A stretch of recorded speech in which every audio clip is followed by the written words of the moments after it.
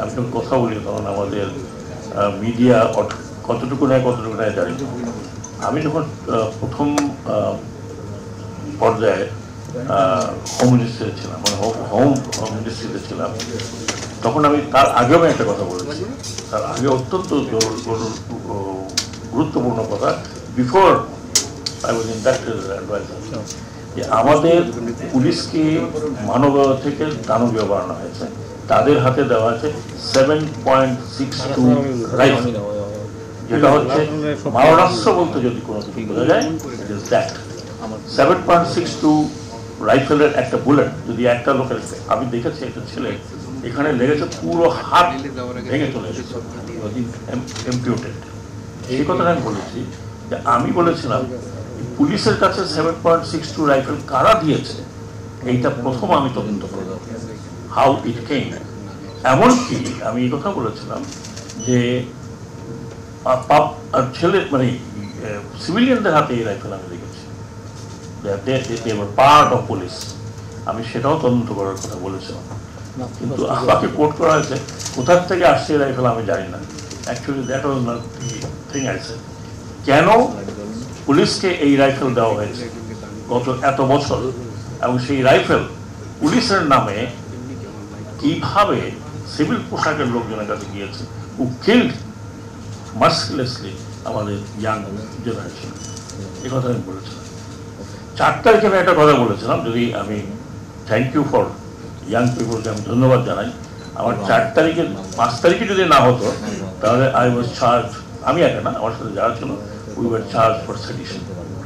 You know what sedition is, যে আমরা আর্মিকে revolt করার জন্য কথা বলছি। ইউ নো, যারা শুনেছেন তারা জানেন। এই বিষয়টা আমি একটু ক্লিয়ার করতে যাচ্ছিলাম। আমার সাংবাদিক ভাইয়েরা, আমি সবাইকে চিনি, তারপরেও মনে হয় যে মাঝে মধ্যে মনে হয় আমি চিনি তাদের। মতিন চলে গেছে নাকি, মতিন কোথায়? সো হি ইজ হিয়ার, ওনার বসে আছে। যাই হোক, মানে এইটা আমার একটা ক্লারিফিকেশন ছিল। আমি চান্স পাই না, আমি আজকাল ক্যামেরার সামনে খুব কম আসি, আমার পিআরও দিয়ে কথা বলে। তো আমি আশা করি যে আমাকে এখানে মিসআন্ডারস্ট্যান্ড করার কিছু নেই। আমি আবার বলছি যে পুলিশের হাতে এই রাইফেলগুলো কারা দিয়েছে, কখন দিয়েছে, it has to B investigated. যখন আমরা পুলিশ সংস্কারের কথা বলছি সেই সময়। অ্যান্ড 7.62 ইজ মারাত্মক rifle which is given to the arm forces alone এবং বর্ডার গার্ডকে, বিকজ দ্যাট কিলস। দেখ, আশা করি পরিষ্কার করেছি, এবং টেকনিক্যাল কেউ যদি জানতে চায় I tell them what it is. অনেক কথা হয়েছে এগুলো নিয়ে, আমি খুব বেশি কথা আর বাড়াবো না। Everybody has given a very solid solution. আমার একটা লেখা হয়তো কালকে বা পরশু বেরোবে আমাদের সময়তে, এবং সেখানে পুরো আমার দেওয়া আছে যে আমার মতামতে হাউ ইট শুড বি। এটা আবার অত অন্য কোনো পত্রিকাও আসতে পারে। সেখানে আমি 3টি স্তরের কথা বলছি। আমি সিলেকশন অফ ইলেকশন কমিশনের কথা বলছি, অনেক কথা বলছি না। সেখানে 3টি স্তরের কথা বলেছি। প্রথম স্তরে আপনারা যেগুলো আলোচনা করলেন, একটি কমিটি হবে যেখানে সিভিল সোসাইটি থাকতে পারে, যেখানে পলিটিক্যাল পার্টির রিপ্রেজেন্টেশন থাকতে পারে, এবং কিছু অফিসিয়াল থাকতে পারে, যেমন আমি বলছি cabinet secretary should head that. এবং এখান থেকে সাধারণ নামগুলো পাওয়া যাবে। এটা আপনি এখন পেপারে দিয়ে অ্যাডভার্টাইজমেন্ট করে পান, অথবা টেলিভিশন থেকে পান, যেটা বলেছেন। ধরুন 500-100 নাম আসে, বা আপনারা দিলেন, সেইগুলো কত ক্রাইটেরিয়া, আমি ক্রাইটেরিয়া দিয়েছি, মিনিমাম বছর যদি ক্রাইটেরিয়া, সেই ক্রাইটেরিয়ার অনুযায়ী তারা বের করবে, এবং কারো যদি কোনো মতামত থাকে সেগুলো বাছাই করে সেকেন্ড স্টেজে পাঠাবে। এবং সেকেন্ড স্টেজে আমি একটা মতামত দিয়েছি, may not be correct.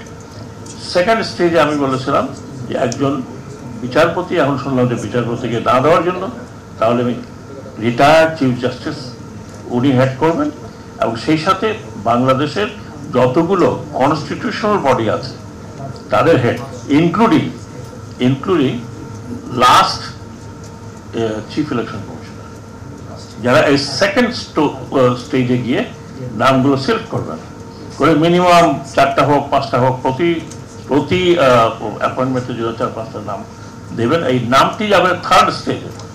Third stage আমি বলেছিলাম যে পার্লামেন্ট যদি থাকে তাহলে পার্লামেন্টের বিজনেস কমিটিতে যাবে। পার্লামেন্ট বিজনেস কমিটিতে কিন্তু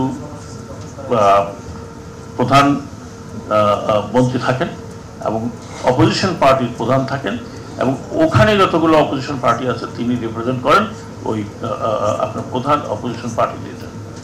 সো বিজনেস কমিটিতে যেমন সরকারি দলের লোক থাকবে যতজন, ঠিক ততজন থাকবে অপোজিশনের।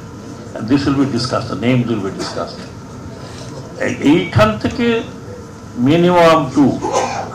মিনিমাম দুটো করে নাম এই কমিটি সিলেক্ট করে, তার মানে যে কোনো একজন is fit to become commissioner and chief election commissioner, যাবে রাষ্ট্রপতির কাছে। তার মানে হচ্ছে প্রধানমন্ত্রীর কাছে আর আসতে হবে না। সো বিকজ প্রধানমন্ত্রী has already seen in the parliament, এবং সেটা রাষ্ট্রপতির কাছে যাবে, রাষ্ট্রপতি সেখান থেকে অপশন আছে ওনার কাকে সিলেক্ট করবেন, then the final name is given. এখন এই পর্যায়ে নামগুলো যদি আপনারা মনে করেন পাবলিক হওয়া উচিত, এতে কোনো আপত্তি নেই। আর ক্রাইটেরিয়ার মধ্যে আমি শুধু একটা, যেহেতু একজন সংসদ সদস্য নির্বাচন হওয়ার জন্য কনস্টিটিউশনে যে ক্রাইটেরিয়া আছে সেটা তো থাকবেই, তার সাথে কিছু এডিশনাল দিয়েছি।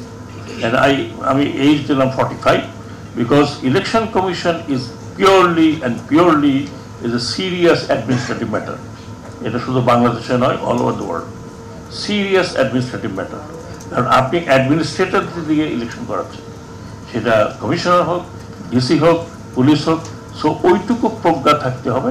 আমি বলেছি 45, আপনারা যদি মনে করেন 40 ওকে।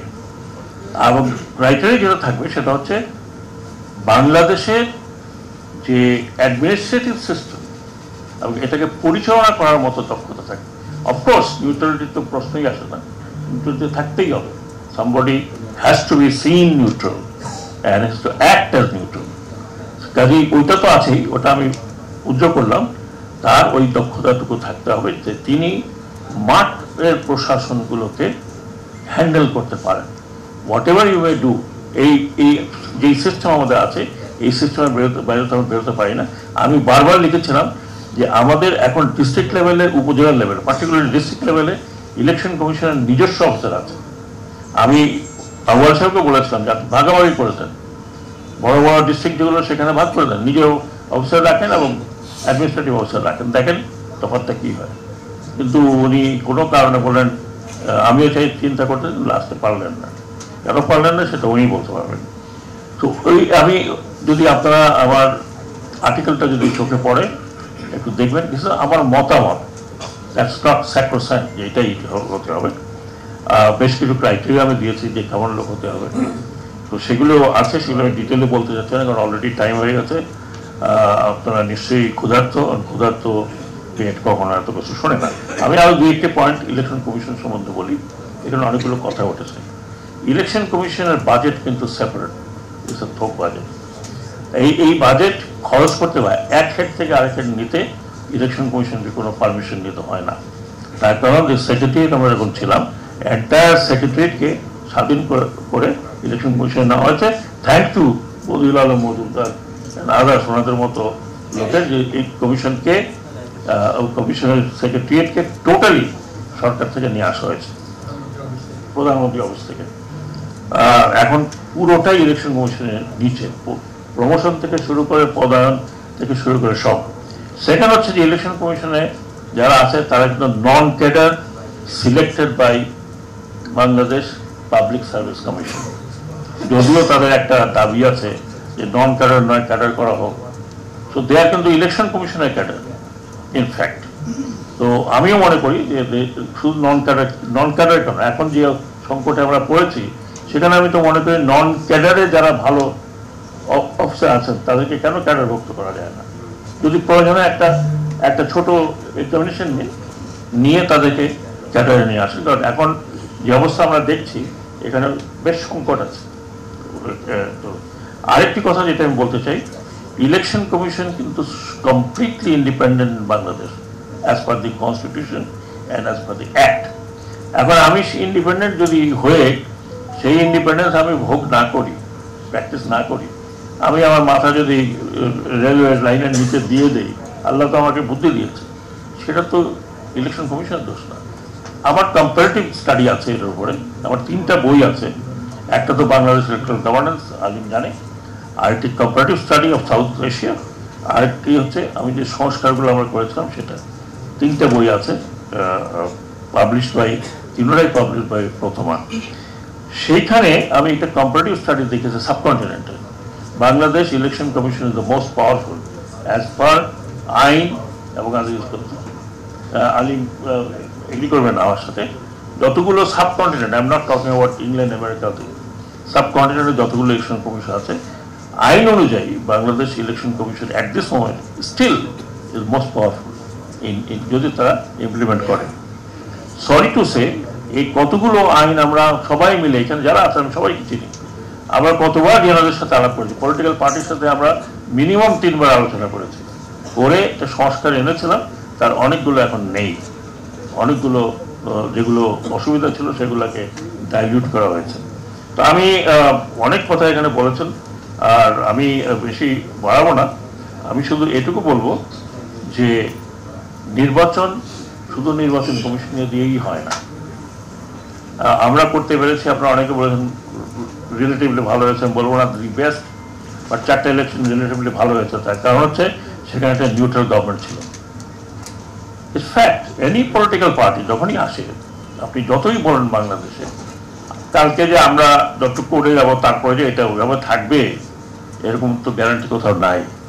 কাজেই আমি মনে করি যে ইলেকশনের জন্য there has to be a kind of a neutral government, সেটা আপনি কেয়ারটেকার করেন, ইলেকশন সম্বন্ধীয় ইলেকশন পিরিয়ডের একটা সরকার বলেন, এটা পলিটিক্যাল পার্টিকে ডিসাইড করতে হবে যে তারা এই স্পেসটুকু দেবে কি দেবে না। না হলে আমার অভিজ্ঞতা 5 বছরের এবং আরো 5 বছর ধরে স্টাডি, হায়ার স্টাডি, বাংলাদেশে it is not possible, humanly not possible, যত ভালোই নির্বাচন কমিশন হোক, যখন সরকার থাকে, আর আমাদের অভ্যাস হচ্ছে সরকার থাকা মানে আমরা সরকারি লোক, সেই হিসাবে যদি ভালো নির্বাচন করতে হয় তাহলে আমার মনে হয় যে একটা ইন্টারিম ব্যবস্থা থাকতে হবে। সেটা আপনারা যদি কনস্টিটিউশন বলেন, bring it in to constitution, whatever way it is, এটা has to be decided by the political parties, all political parties. Last কথা আমি যেটা বলবো যে ইলেকশন কমিশনকে আপনাকে কাজ করার সুযোগ দিতে। আমি একটা এক্সাম্পল দিই, আমরা অনেক ভালো ইলেকশন করেছিলাম উইদাউট এনি ইন্টারফেয়ারেন্স। হয়তো অনেকের এই বিষয়ে অনেক কিছু কথা থাকতে পারে, আজকাল দেখছি অনেকে দোষারোপ করে, আমিও included that, but I can tell you with my sincerity and honesty, আমি অন্তত জানি না যে ওই ইলেকশনে ম্যানিপুলেশন আমাদের তরফ থেকে কিছু হয়েছিল কিনা, হলে হয়তো হয়ে থাকতে পারে, আই এম নট, বাট আমি এটা বলি ওই ইলেকশনে আমি যা দেখেছি যে পার্টিসিপেশন অফ পিপল, আমি বহু জায়গায় গেছি, অ্যারাউন্ড 80, 83, 84, 85%, এখানে আপনারা সবাই দেখেছেন, আপনারা কাজ করেছেন, আবার 87% ছিল। তো সবকিছু তো মানে ইট ওয়াজ ভিজিবল।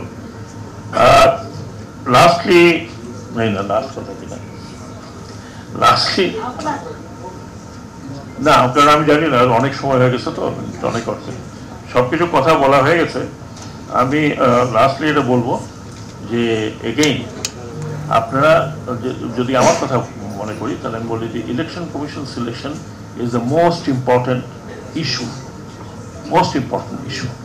যদিও আমিও পার্টিসিপেট করেছিলাম ওই ইলেকশন, অনেক কিছু বলেছিলাম, কেউ কারো কথা শোনে নাই, যা দেখলাম যে তারপরে যা হয়েছে।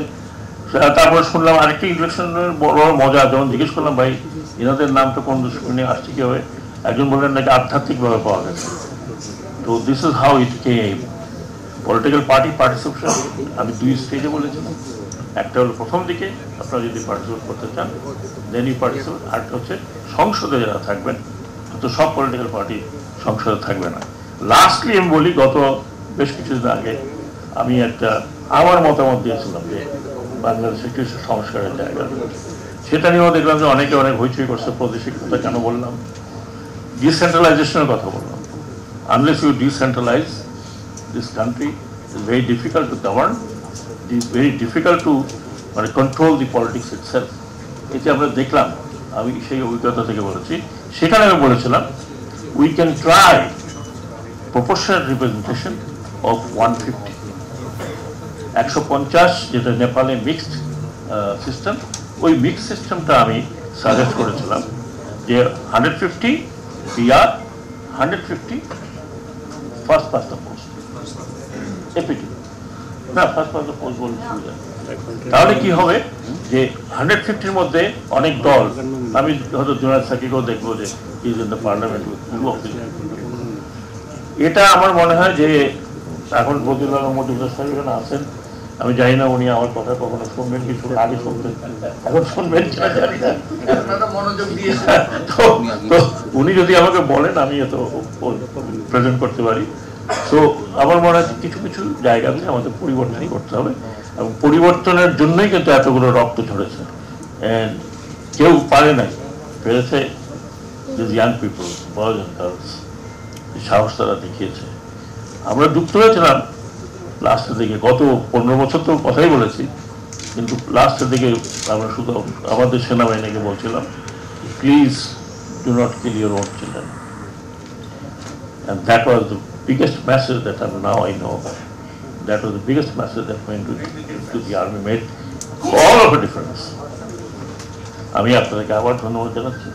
আমি এখনো ইমোশনাল হয়ে যাই যখন আমি ওই সিনগুলো চোখের সামনে আসি। থ্যাংক ইউ ভেরি মাচ, আপনাদেরকে অনেক ধন্যবাদ।